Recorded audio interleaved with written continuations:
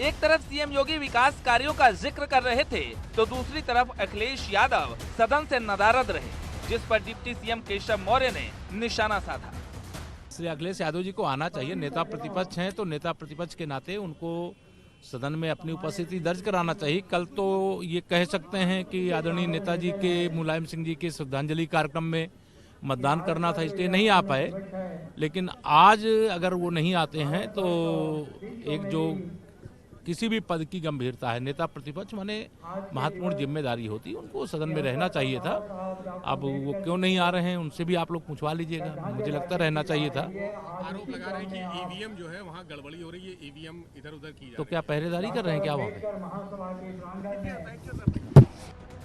अखिलेश यादव ने उपचुनाव में व्यस्तता का हवाला देते हुए शीतकालीन सत्र के पहले दिन शामिल नहीं होने की जानकारी दी थी, लेकिन जब दूसरे दिन भी सदन की कार्यवाही में शामिल नहीं हुए तो सवाल उठने लगे। देखिए, ये लोकतंत्र का खुला मजाक है।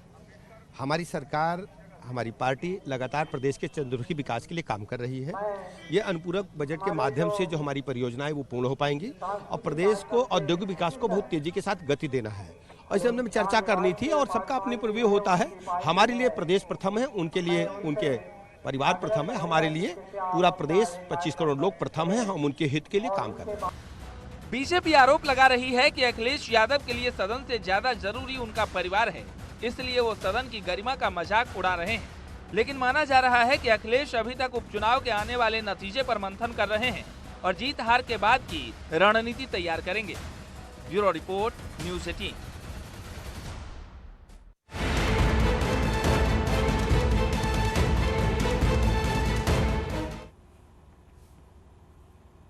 अब उपचुनाव के लिए मतदान भले ही शांतिपूर्ण तरीके से संपन्न हो गया हो, लेकिन वोटिंग कम होने पर सदन से सड़क तक हंगामा हो रहा है।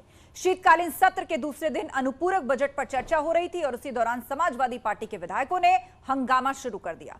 इतना ही नहीं, एसपी विधायक सदन की मर्यादा को ताक पर रखकर इस हंगामे को फेसबुक लाइव के जरिए दिखा रहे थे, जिस पर अब बवाल शुरू हो गया है।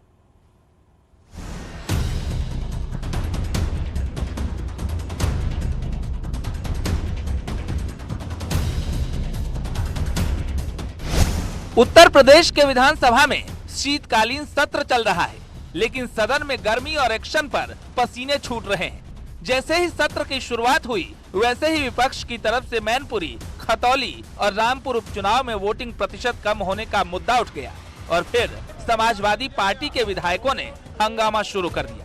जा रही महिलाएं, नौजवान, बुजुर्ग, इनको लाठियों और डंडों से मारा गया। यहाँ तक कि लोगों के घर में घुस